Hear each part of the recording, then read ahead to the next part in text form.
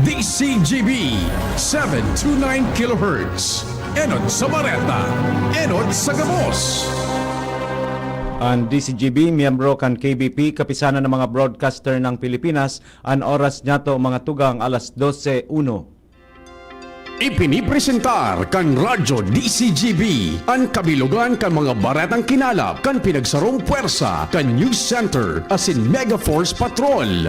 DCGB Bareta alas 12. DCGB Bareta alas 12. Mga pinakahuring pangyayari sa Kabikolan, sa nasyon asin ibang parte kan kinaban. Ibabareta na ngunyan. DCGB Bareta alas 12. Ngunyan ang sa indong tagapagbareta. Diyos maray na odto sa Indogabos, mga tugang hunyan aldaw nin Lunes, Nobyembre 3, 2025, ini ang bareta alas 12. Kami po ang sa indong mga tagapagbareta. Ako po si Gina Ritterly. Ako man po si Bert Nunez. Headlines kan darakulang mga bareta sa lado lokal, Coast Guard District Bicol, sinuspindi ang mga biyahe kan sakayang pandagat sa nagkapirang probinsya sa rehiyon darakan bagyong Tino. DOST Pag-asa nag-abiso sa publiko manungod sa nagpapalakop ni mga unverified information sa social media manungod sa bagyo. DSWD Bicol, preparado na ang mga family food packs sa non-food items para sa mga maapektaran kan bagyong Tino. Nagkaperang klase sa mga iba-ibang level asin lokal na gobyerno, suspendido ngunya na aldaw. Sa lado nasyonal, Presidente Ferdinand Marcos Jr. nangapudan sa mga mapartisipar sa trilyon peso march sa Nobyembre 30 na maging matrangkilo. Pilipinas asin Canada nagpirma sa Visiting Forces Agreement. Defense Secretary Gilbert Chodoro inisnab ang Defense Chief kan China sa ASEAN meeting. Mag-agom na diskaya malabo na maging state witness segun kay Dilima. Sa ibang nasyon, King Charles planong tanggalan man in military title si Andrew Mountbatten Windsor. Sa lado ng sports, Pinay tennis star Alex Ayala target na makuha ng gold medal sa SEA Games. Iyan po ang headlines ngunyan sa detalyes kan mga bareta. Ang baretang ini hatod sa Indukan. Plemex for Kids. Mommies, agapan agad ang ubo at plemang nakabara. Pambatang lagundi. Plemex! Sinuspindi kan Coast Guard District o CGD Bicol ang biyahe sa gabos na sakayang pandagat sa nagkapirang probinsya sa rehiyon Bicol dahilan kan maraot na panahon na darakan bagyong Tino. Basado sa ipinaluwas na Sea Travel Advisory kan ahensya, ngunya na aldaw, day pwedeng magbiyahe ang gabos na sakayang pandagat sa kadagatan kan probinsya nin Albay, Sorsogon asin Masbate. Apwera sana sa mga bihikulong masirong sa mga sheltering areas. Ana sabing direktiba katakod kan pag-itaas kan tropical cyclone wind signal number sa mga nasabing probinsya katakod kan HPCG Memorandum Circular 02-23 o unrevised guidelines on the movement of vessels during heavy weather. Mahigot man na nakikipag-koordinar ang ahensya sa mga lokal na gobyerno as in shipping companies kan mga nasabing lugar tangani masiguro ang compliance sa nasabing abiso. Ang baretang ini hatod sa Indukan. Artisan Joint Supplement. Bumabagal ang galaw dahil sa joint pain at arthritis. Mag-Artisan. Pinag-abisuhan ni DOST Pag-asa Deputy Administrator for Research and Development, Dr. Marcelino Villafuerte II ang publiko na iberipikar ning marhay ang mga typhoon-related updates sa social media asin ipaghiras sa naan mga impormasyon hali sa opisyal na mga ahensya. Sigun kay Villafuerte, initangani maibitaran ang pagkalibong sa mga updates manungod sa bagyo. Ang pahayag sa iyang ipinaghira sa ginibong press conference ngunya na aldaw, katakod kang nagkakalat na impormasyon manungod sa bagyo na bako manhali sa DOST Pag-asa o ibang beripikadong ahensya. Tinawan doon man kang opisyal na marikas na nagkakalat ang mga unverified reports kung sa nagdadara inining unnecessary panic sa publiko. Ang baretang ini hatod sa Indukan. This news is brought to you by Actimed Quality Generics. Isang pangalan, sigbisa ng maraming branded. Actimed Quality Generics. Nagpatanid ang Pag-asa Bicol River Basin Flood Forecasting and Warning Center o BRB-FFWC manungod sa posibleng pagbabaha sa palibot kan Bicol River Basin basado sa ipinaluwas na hydrological forecast ngunya na aldaw. Sigun sa ahensya, posibleng maeksperiensyahan ang pag-apaw kan tubig sa mga salog, hababang lugar, tinampo asin mga creek, pati na sa mga spillway dahilan kan pinag-ekspektaran na kalat-kalat na pag-uuran sa man iba-ibang parte kan rehiyon dara kan bagyong Tino. Padagos man ang pagirumdom kan Pag-asa BRB FFWC sa publiko na magdobling ingat partikular na ang mga nasa hababang lugar asin mga komunidad na harani sa kadagatan. Ang baretang ini hatod sa Indukan. Plemex. Pag may ubo o hika, Plemex agad. Basta lagundi, Plemex. Suspendido ngunya na aldaw ang nagkapirang klase sa kindergarten, sagkod secondary level sa probinsya ng Albay dahilan kan bagyong Tino. Basado sa ipiniluwas na abiso kan mga lokal na gobyerno, suspendido ang klase kan mga kindergarten sa Kamalig Daraga, Maanito, Ginubatan, Rapu-Rapu, Santo Domingo asin iba pang lokal na gobyerno katakod kan pag-itaas kang signal number 1 sa probinsya. Mientras na suspendido man ang mga klase sa preschool, elementary as in secondary, sa pampubliko as in mga pribadong eskwelahan sa munisipalidad kan Piuduran, alagad suspendido man ang klase sa gabos na level sa munisipyo kan Bakakay, Albay. Basado sa DepEd Order No. 22/2024, automatic na kanselado ang klase kan mga kindergarten sa gabos na lugar na nakabandera ang Tropical Cyclone Wind Signal No. 1. Ang baretang ini hatod sa Indukan. Sa Uno Plus, kalidad na maaasahan mo. Serbisyong swak sa imo. Ipinagmobilisar na kan Department of Social Welfare and Development o DSWD Bicol ang sa indang mga resources tangani masiguro ang marikas na pagtataong asistensya sa mga pamilyang posibleng maapektaran kan bagyong Tino. As of November 3, 2025, preparado na kan ahensya ang totalmenteng 212,320 family food packs as in 20,353 na non-family food items, kantidad nin sobra 184 million pesos. Apera kaini naka-standby man ang 3 million pesos na fundo para sa emerhensya. Ang mga nasabing resources ang nakaposisyon strategically tangani makapagtaong tulos na suporta sa mga lokal na gobyerno para sa mga pamilyang maibakwar o iba pang emerhensya dara ka nasabing maraot na panahon. Nasa 856,000 pesos kantidad ding illegal na droga ang nakumpiskar. Hali sa sarong high-value individual kan Daraga PNP PDEA Albay, asin iba pang otoridad sa ginibong buy-bust operation kasuhapon sa Purok 1 Barangay Anislag, Daraga Albay. Sigun kay Daraga PNP Chief Police Lieutenant Colonel Edgar Azotea, namidbid ang suspect na si alias Tutu.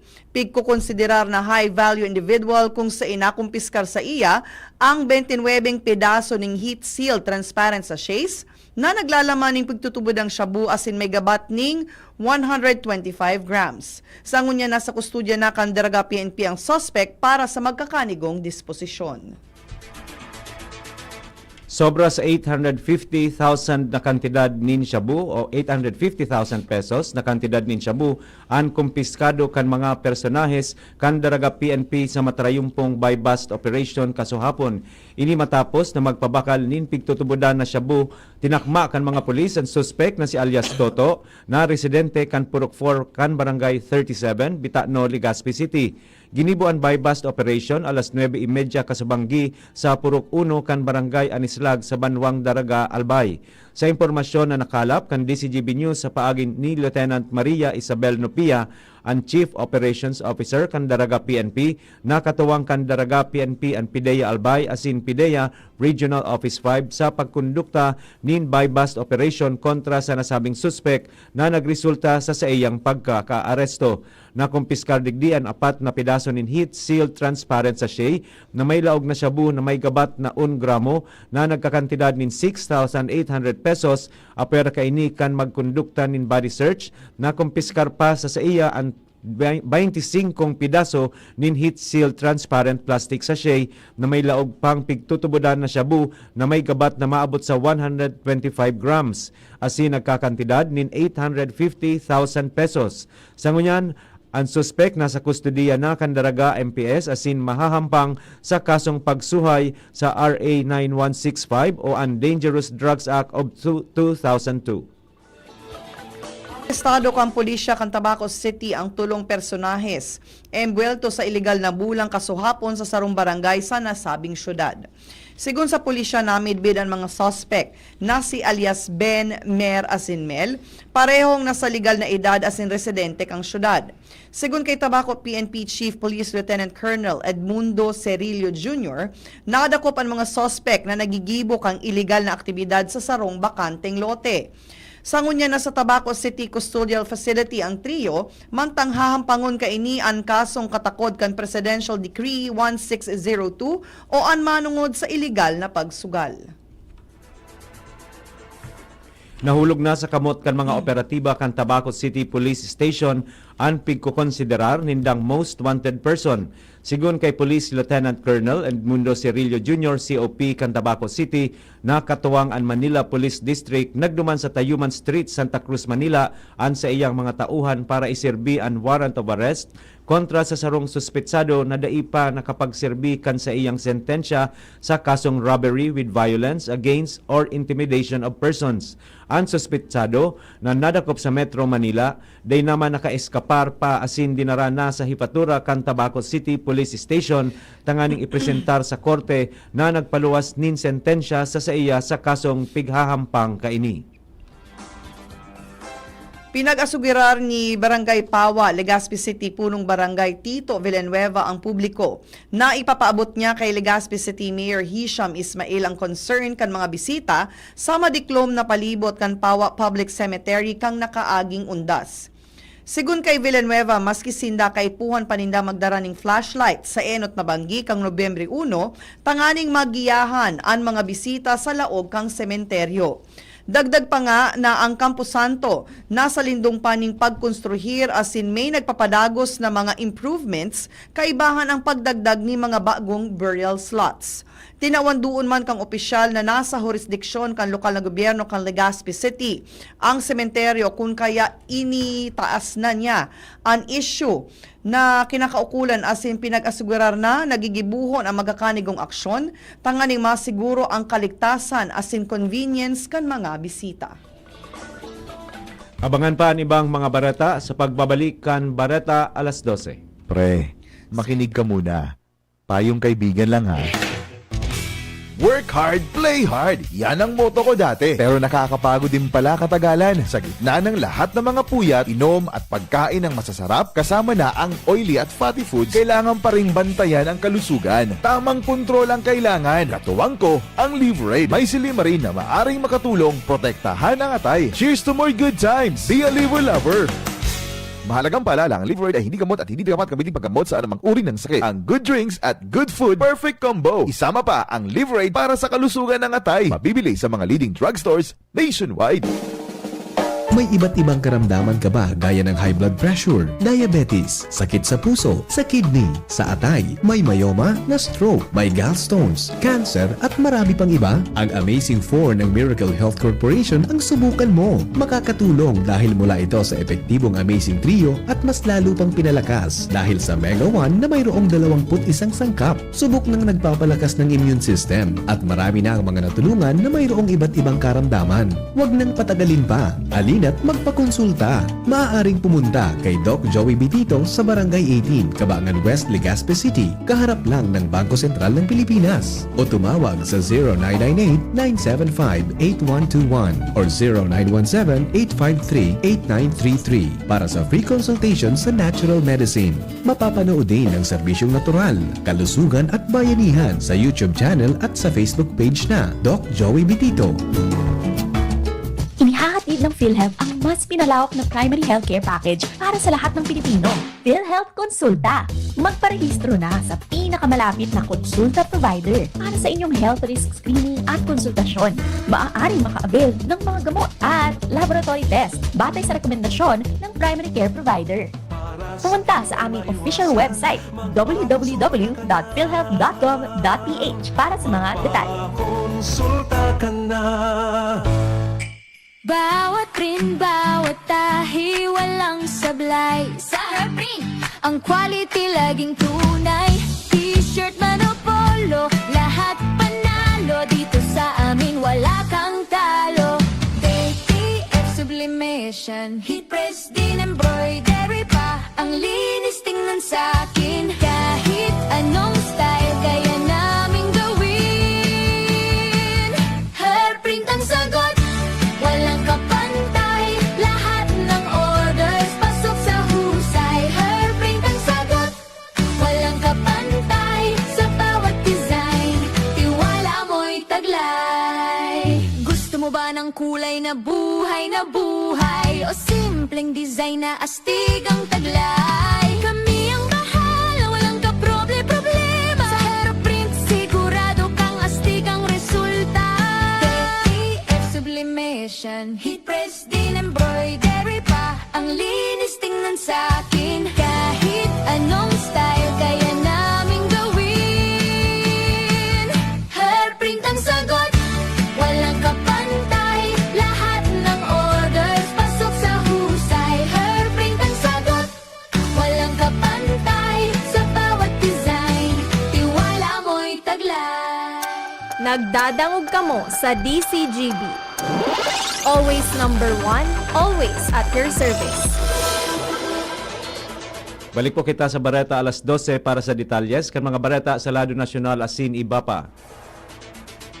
Nangapudan si Presidente Ferdinand Marcos Jr. nin matrangkilong protesta para sa mga maatindir sa nakatalaan na trilyon peso march sa maabot na Nobyembre 30. Dagdag pa kaini na nahahaluan sana nin mga bako kaibahan sa matrangkilong hiro protesta kaya nagkakaigwanin kariribukan. Dahil sa mga nakaaging insidente nin kariribukan, pigiing ganyar kaini ang mga nagkukundukta nin hiro protesta na ibitaran ang kariribukan. Solamenteng an makukulugan sa naiyo ang mga protesters asin mga kapulisan na nagpapautob nin katrangkiluhan. Magigirumduman ang nagkapirang mga hobenes na inaresto dahil sa pagraot sa nagkapirang gamit asin pangungulog sa mga kapulisan durante kan ginibo ang primerong trilyon peso march kan Setyembre 21 bilang pagkontra sa mga nangyayaring korupsyon sa nasyon. Pinirmahan kang Pilipinas sa Canada ang sarong Visiting Forces Agreement o VFA na magtutugot sa mga tropa kanduwang nasyon na magkondukta ng ensayo asin operasyon sa teritoryo ning kada saro. Ang kasunduan pinirmahan ni Defense Secretary Gilbert Teodoro Jr. asin Canadian Minister of National Defense David McKenty kasuudmang Domingo. Kamauotan kan VFA napakusugon ang kooperasyon asin pagtarabangan kan Armed Forces of the Philippines asin Canadian Armed Forces lalo na sa joint military exercises asin iba pang programang pangseguridad. Segun kay Teodoro, ang kasunduan iyo ang simbolo ning tiwala asin makusog na koordinasyon sa pagultanan nin duwang nasyon.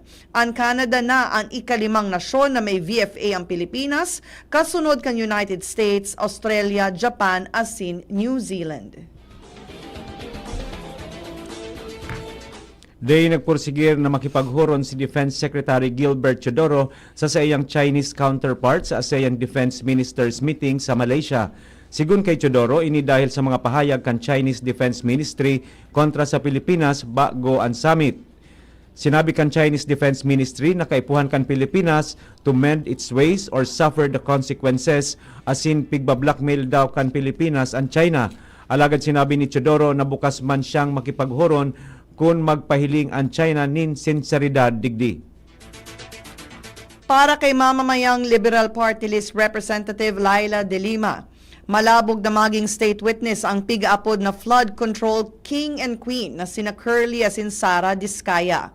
Sinabi ni De Lima na saro sa panginot na basehan para maging state witness, iyo ang dapat kaibahan sa pinaka may sala o most guilty sa kaso.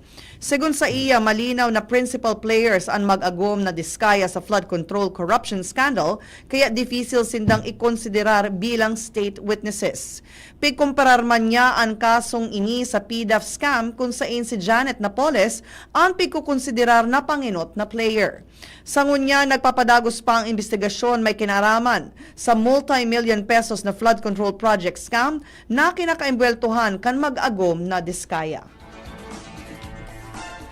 Sobra 25,000 na eskwelahan sa nasyon ang nasa peligro nin pagbaha asin rain-induced landslide dahil sa makusugo na pag-uran darakan severe tropical storm Tino, sigun sa Department of Education o DepEd. Sa record kan DepEd Disaster Risk Reduction and Management Service, 9,558 na eskwelahan ang delikado sa pagbaha mantang 15,668 na eskwelahan iyo ang vulnerable man sa landslide. Inabisuhan kan DepEd ang mga eskwelahan asin lokal na gobyerno na ihanda ang emergency response asin siguruho naligtas ang mga kagamitan asin mga supplies kaini. Piglalauman kan pag-asa na matama ang bagyo sa Eastern Samar o Dinagat Islands bago magbalyo sa Visayas asin Norteng Palawan. Posibleng magkusog pa ang bagyo asin maabot ang super typhoon strength. Hinungwahan ni Senate President Tito Soto III na dai madamay ang Senado sa korupsyon kan mga anomalyang flood control projects. Ini ang kasimbagan ni Soto sa hapot kung ano ang gigibuhon kan Senado in kaso dagos ng kasuhan si Senator Joel Villanueva sin Jinggoy Estrada may kinaaraman kan pigsasabing pagresebi kan mga ini nin kickback sa mga ghost projects. Sigun kay Soto, kung siya ang hahaputon, mag-iingat siya. Susunodon ang rule of law asin ibetaran ang maibugtak sa alanganin ang mga institusyon. Sinabi niyang may due process sa nasyon asin may sistema ng check and balance sa gobyerno. Iniiyuan para ibalanse asin proteheran ang diretsyo kang lambang individual asin mga institusyon.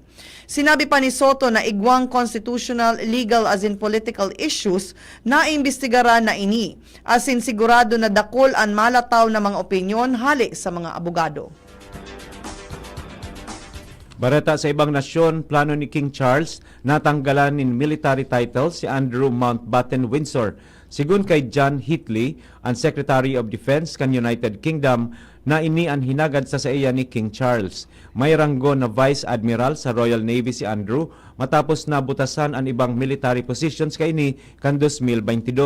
Magigirumdoman na tinanggalan ng titulo bilang prinsipe si Andrew matapos na maimbelto sa kontrobersiya na sexual harassment.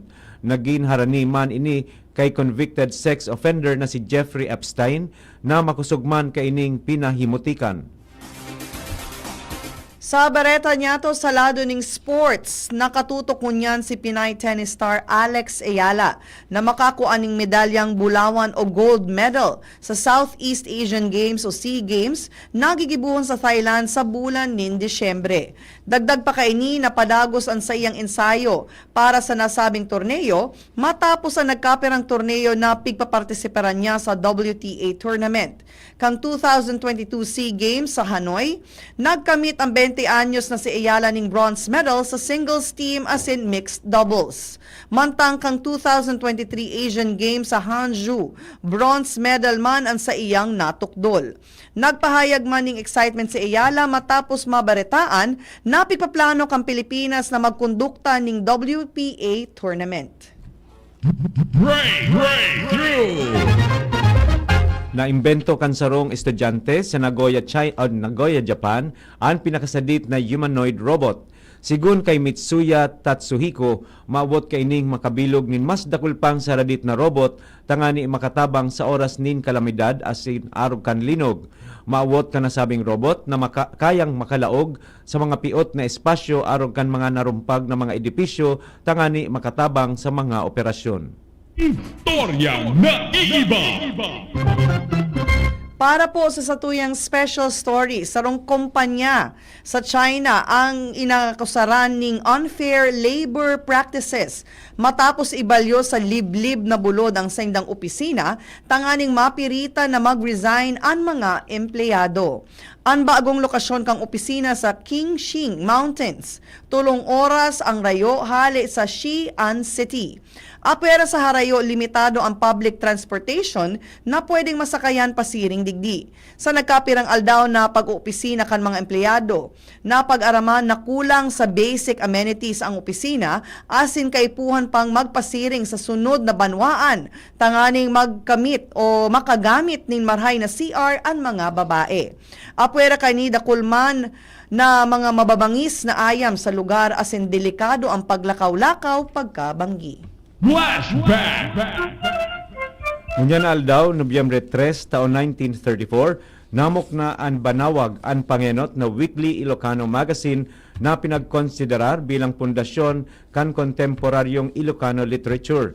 Ang banawag may laman ng mga serialized novel, comics, short stories, poetry, essays, news features, asin entertainment news. Pinakaenot na pinag-issue kan magazine ang 10,000 na kopya asin pigpapabakal sa presyong 10 sentimos kada kopya. Mga tugang iyan na po ang kabilugan kan sa tuyang alas 12 mga bareta, tinipon asin kinalap sa DCGB News Base. Sa pangaran kan mga nagsurat kan bareta na pinamamayuhan kan sa tuyang News Manager and News Director Sir Mar de la Cruz kay iba si Miss Jenny Matthew Balyaran, asin si Miss Shara May Leron ang sa tuyang social media writer Mr. Jimos Barrios. Sa lado technical kay banta po si Sir Nems Flora, Mr. Jerome Nico Martinez sa tuyang IT. Sa ngaran po kan bilog na tropa kan Megaforce Patrol asin sa pangaran kan mga nagaantabay sa DZGB News Facebook page, DZGB YouTube channel, DZGB Live app asin sa 729 kHz sa pihitan kan sa indong mga radyo, kami po ang naging sa indong mga tagapagbareta. Ako po si Gina Ritterly. Ako man po si Bert Nunez. Kay banta man po sa tuyang News Department si Miss Nicole Gloriani. Sa ngaran po kan bilog na tropa, salamat po sa inyong gabos. Abangan po ang masunod na programa, Iskaramusa with Miss Angel Mostasa. Always number 1. Always DCGB. Always at your service. Bareta alas 12 with Bert. And Gina. Salamat po. Happy lunchtime. God bless everyone. Keep safe. Sa indong nadangog, ang mga dalakulang bareta, ngunyan aldaw, ang tabayan ng giraray sa aga, ang sarupang edisyon, kan DCGB, Bareta alas 12.